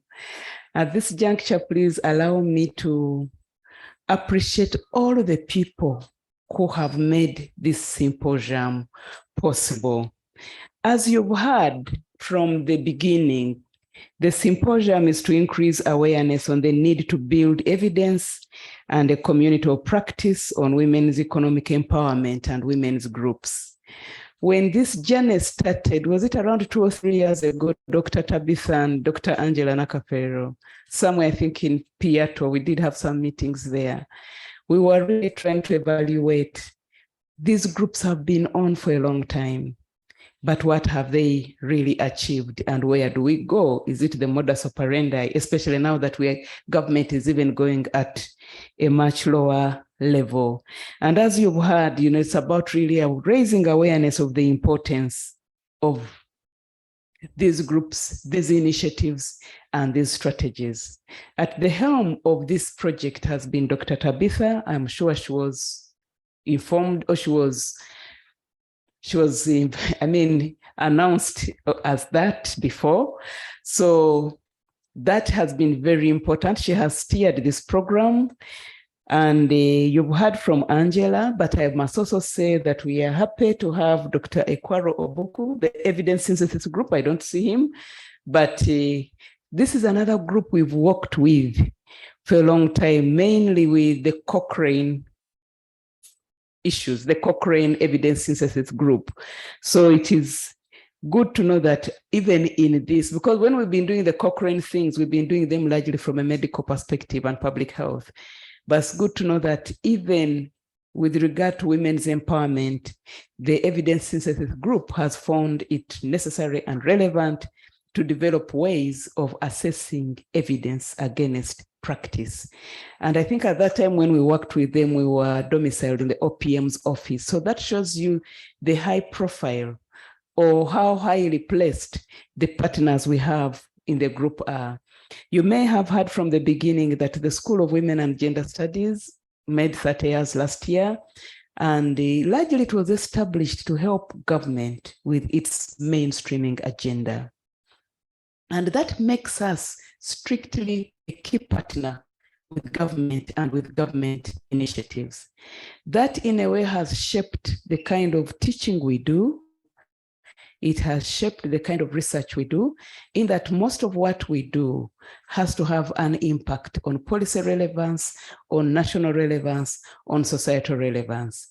Even when we go high level theoretical and philosophical, we never lose sight of why we were established in 1991. So it's very important and gratifying that on this day, Dr. Tabitha Mliampiti and her team bring all these partners that are of strategic importance to the school in one forum to come and discuss. When I came in, I was expecting the small group that we had at Piato, but I'm happy to find that the Senate room is very filled. Even when we have Senate meetings here, sometimes we don't feel as much as this. So this is to applaud the research team, Dr. Tabitha and group. This is to applaud the School of Women and Gender Studies. You've all dropped everything and you're here. This is to applaud our students and to applaud our college, Professor Erica, which I know I must have missed your speech, but I know you hold the School of Women and Gender Studies dear, and that means we have a dear spot in our college and in our university management structure. I know I was supposed to give opening remarks, but the meeting has already been opened. So mine is to simply welcome you and to make you feel at home and to say, when you look at our program, the menu is really detailed. Please stay with us until 6. There's a networking happy hour. And with the School of Women and Gender Studies, there's never a dull moment. Thanks all our students for turning up. Thanks for our partners like Leila in the house. Yeah, so we really appreciate each and every one of you. Please, let's use this moment to tease out the evidence, to question the research team whether actually what they saw is what we are also seeing from our side. The ministry has given us the national overview from the NDP, from the UBOS angle, but we also now need also to tease, I know there's going to be a plenary, to tease out whether what the ministry is seeing is what we are really seeing. Do women just hand over the money to their husbands because that's what they told UBOS, or that's actually what they do in practice. And that's where we shall need the researchers. So thanks everyone for turning up, and I encourage you to stay until the end of the day. Thanks our partners for coming to celebrate with us. Thanks our students, and thanks each and everyone. Have a good day. Thank you.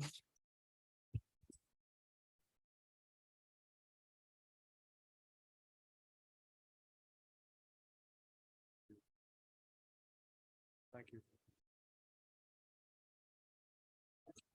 Thank you so much, our dear professor. And there is evidence that everybody seems to be happy. I'll ask for a moment of silence for our dear professor who lost a dad. And but I'm glad that there is evidence that she'll gain a strength.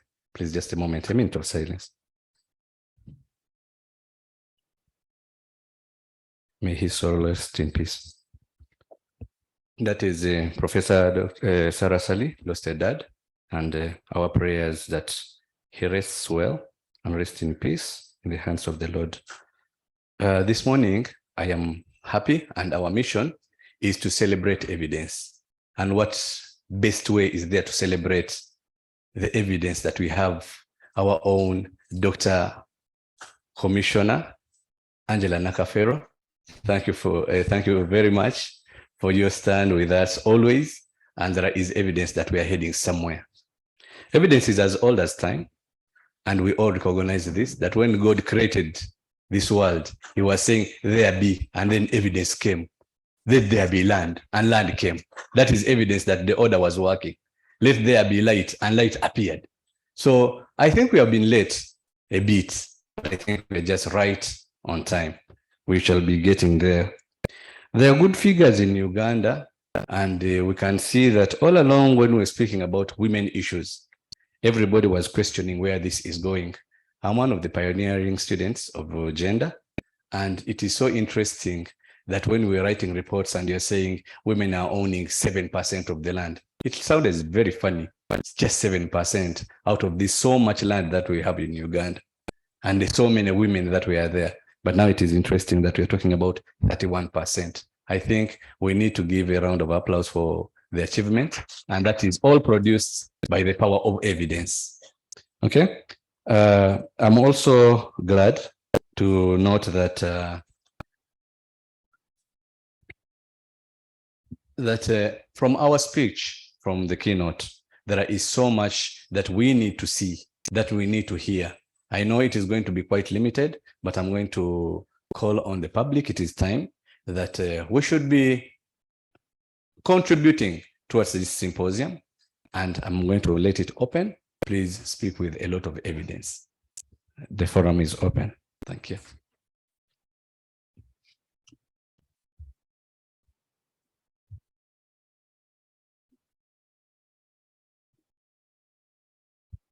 Please show evidence with your hand up, then we shall know that you're going to contribute. Thank you.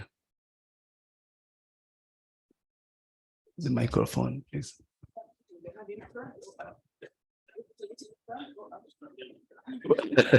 Please put the hand up straight. Thank you so much for the opportunity to speak. My name is David Impima from the School of Women and Gender Studies. Thank you, Angela, for a very powerful presentation. By the way, she was not even at her best. She is one of the best when it comes to interpreting and using figures at macro level. So I'm pleased to have you here when you are making a presentation that good. I have a couple of things to run through. You presented very nicely, and I was waiting to hear advice on how these economically empowered women would ideally reconcile unpaid care work, social norms. You later on talked about social norms, but as some of the things that the ministry is focusing on when it comes to economic empowerment, and we know there is a lot that goes on around social norms, unpaid care work, and so on and so forth. And then at the 31% land holding for women, which is a very good percentage. And I'm also glad to hear that there is a statistic that we can finally agree on. You know how it has been oscillating depending on which publication one reads. So this is very impressive. I wanted to find out if there is a geographical and demographic breakdown of the ownership, because this is important. We have different land holding systems. When you go to the north, you find very interesting things. West Nile, very interesting things. I come from the central, where you find that women inheriting land has not been a problem. But even then, there has been a lot of discussions. Which land can she get? I'm the heir to my late father. The assumption is that the heir takes everything, but I was a little wiser. He died so many years ago, about 2 decades now. But I distributed land equally to everybody, every child. I wasn't even teaching in the School of Women and Gender Studies then, but since then, each one of them has gone on to privately buy because they have seen the value, they have tested the benefit of holding land. Land that you buy at 3 million today, in 2 years, it can make you 15 millions. So it is an investment in itself. And it is the best pact of production you can ever get in a country like ours. So if there is a breakdown, please share so that we know we come from so many different cultures. And you talked about the element of time use and the kind of time that men invest.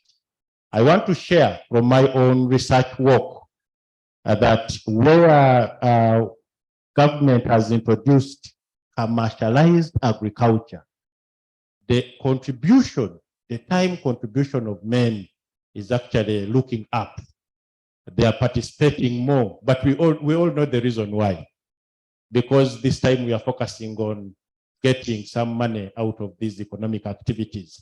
But it also shows that women's time gets freed so that they can invest some time in other things that may improve their quality of life, which is not very bad. But this is now to you as government specifically, that when you walk in the countryside, you'll find that one of the biggest challenges, whether to economic empowerment or other things related to women's empowerment, is the low levels of education, the high teenage pregnancies, where you find a class at P1 enrollment is about 100 girls, and at P7, there are only 5 girls remaining in the class. This is one of the things that is impacting empowerment broadly, but also economic empowerment. One, where you know you're a kid, you have kids, so you start off from a point of disadvantage. Your mobility is very low. And because you're not mobile enough, you're married to your village, you lack exposure. And therefore, it is very difficult to economically advance because you're not interfacing with potential markets. So I want to know if we have concrete strategies at government level that would help us first deal with the problem of education, the high dropout rates, the high teenage pregnancy rates as well. And when should investment start? It is a question anybody can answer. When should investment start? And I'll leave a small note. As a year 2 student, and I know there are students in this room, that's why I'm saying this, I took to construction. At completion after 4.5 years, I could only earn about 170,000 from that structure. Look at the time that has passed. The income from that structure is way above 1 million shillings a month. When should investment start? Over to all of you. Thank you so much. Thank you so much. Surely there is evidence that things were sinking in. I'm going to take 2 more, such that I announce the next program. Thank you. There are two hands. Thank you. Okay, thank you very much. Zipporah, I'm doing Masters of Gender. I'm a first year student here at Makerere.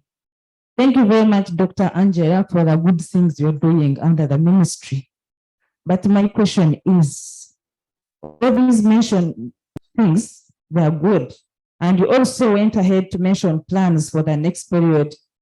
I jotted Review of Divorce Act, Employment Act, Protection of Women's Resources, Domestic and Gender, among others.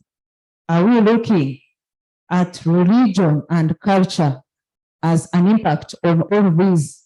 What I have seen, you can put all these policies, but when you go back home, there is a lot of cultural constraints at family level and community level. So as a ministry, are we looking at this religiously? When you go to church and wed, it means that whatever you own belongs to you and your husband. It has impacted on women's ownership of land. When you put it as a person, that is a lot of chaos in the family. At family level, if the community knows, it's like too much. So are we addressing culture and religion in empowering women? Thank you very much. One more.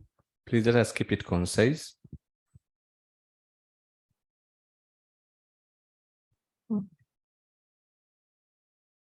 Anna Ninsima, School of Women and Gender Studies. Thank you, Dr. Angela. I just learned today that you're a doctor, even when we have been together for some time. But I congratulate you over that. Thank you for the presentation, and I'm glad to hear the sharp increase in land ownership by women. I think it's quite sharp. I mean, from 7 to 31. So my concern is this 31% women owning Ugandan land, or is it 31% women owning some land? Because I think there's a difference. So I think we need to be clear here.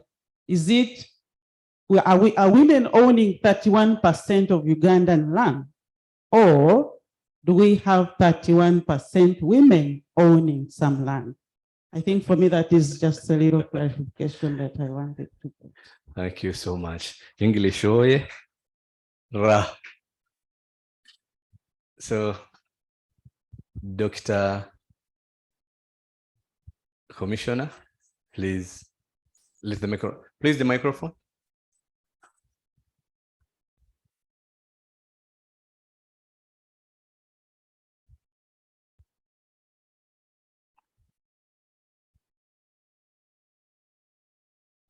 Thank you very much, ladies and gentlemen, for the questions and observations. To me, it's encouraging that people were listening and probably will be able to get more as we engage. Thank you.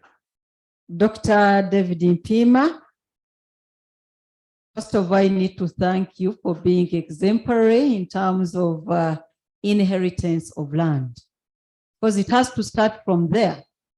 Most of the land in Uganda is passed on from one generation to another.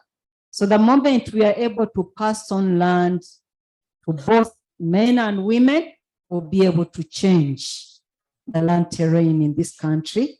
And of course, that is very empowering for women. So many, we can do a lot on land.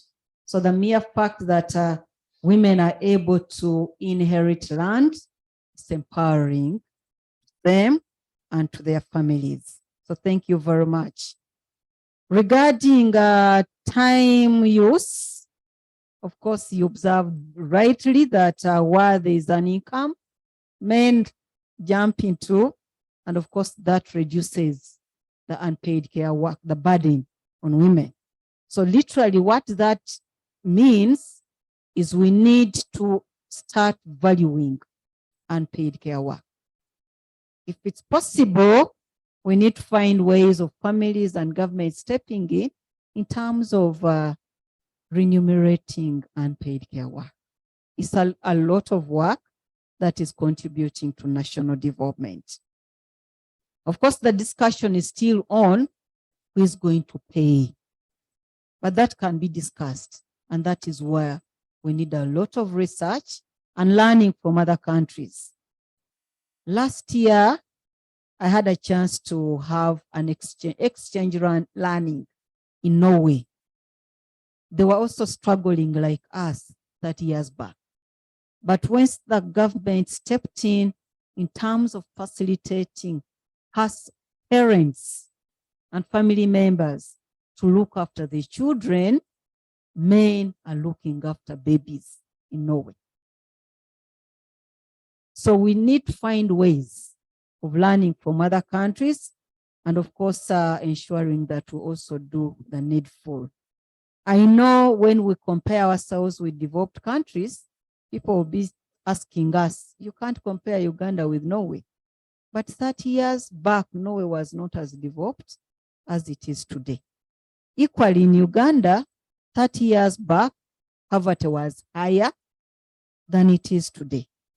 So these are approaches that will help us, first of all, value the human resource that we have, find ways of contributing to national development and not leaving others behind, or continuing with discriminatory practices.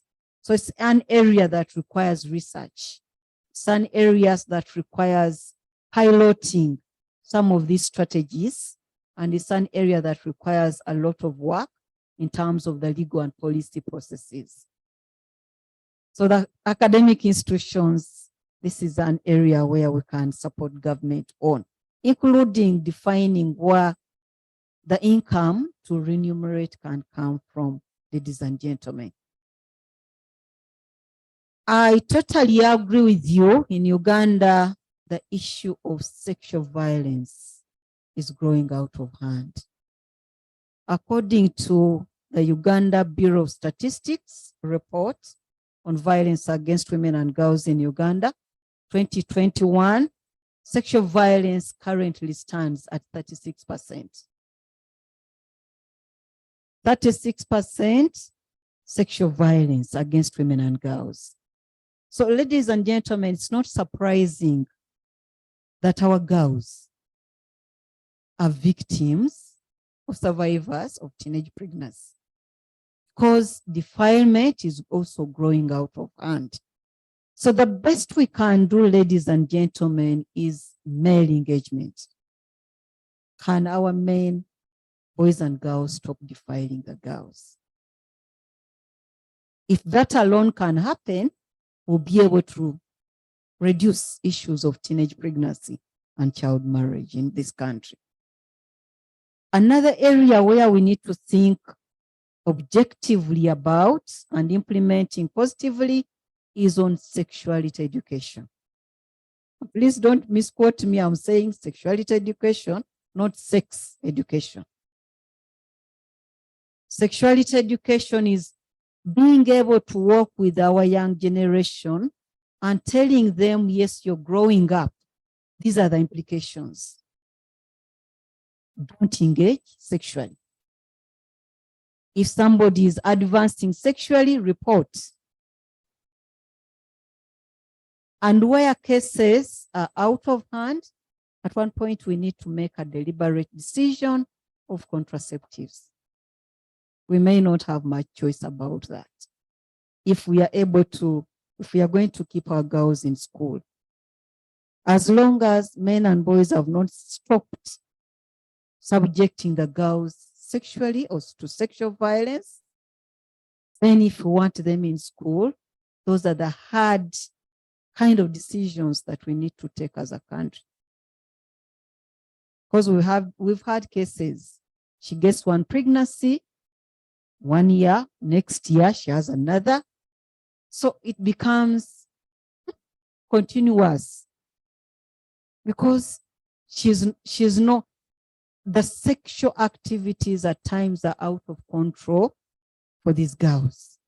It's the men and boys to say, I'm not going to engage this girl. Most of these are forced. However, we also have cases where young girls are also interested. I put it in quotes because according to our constitution, we are not supposed to engage our girls below 18 years sexually. But because of whatever the environment around them, the information, the pornography, all that really make them become interested in engaging sexually. So we have to make some hard decisions as a country in terms of sexuality education, including contraceptives, in cases where these girls cannot stop, if we want them in school. There was, when should we start investments? I think this is a question for all of us. Most of us start investments as long as you can save some money. It's advisable that you start somewhere because you keep on building. So if you're earning, please save, please invest. Don't save for giving out entirely. Well, it's good to give to our relatives, but there's an aspect of individual agency. You can give some, but you also need to save and invest somewhere. Quite often, women are very good savers, but we are poor investors. So we need to balance. And investments should start as long as you're earning. Whether you're 20, whether you're 50, we need to start investments, ladies and gentlemen, with the intention of growing our wealth, with the intention of contributing to intergenerational development. There was a question on the issue of religion and culture in terms of development and what are we doing. We realize that most of our norms and practices are based on religion and culture.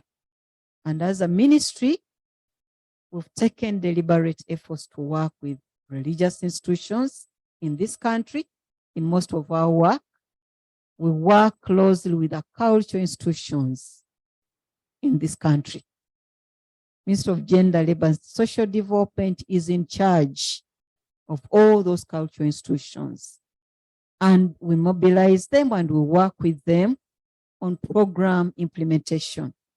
They've really supported us in terms of elimination and prevention of violence. We seem to be making some gains in that area. But of course, we also know that culture takes long to change. So we are mindful of that. And of course, most of our programs have a time frame. However, we are strengthening the institutional mechanisms within which we are able to reach the cultural institutions. So it's an area where much more is expected. And of course, it's really a lot of work is required, knowing that in some of our cultures, these cultural institutions push for some practices and norms that may be discriminatory against women and girls. Dr. Nisima, 30%. Which land are we talking about, ladies and gentlemen? We are talking about registered land in this country. Of course, most of the land in Uganda is customary or unregistered. So the 30% we are referring to is registered land. We've also been, according to the statistics, registered land in Uganda is barely 30%. So it means that 30% of land in Uganda. So the 70% under customary and other container system is area that still requires a lot of work. However, I also need to inform the symposium that the Ministry of Lands and Environment is also going ahead to ensure that even customary land is registered. This has happened in Karamoja, and of course, women have been prioritized in terms of ensuring that they're able to own land. So thank you very much, ladies and gentlemen. I think those were the main observations that were made. Thank you. Thank you so much, Commissioner, and for the contributions. So there is evidence that there will be tea this morning, and the tea is served and it is ready. Please welcome to the tea. Thank you so much.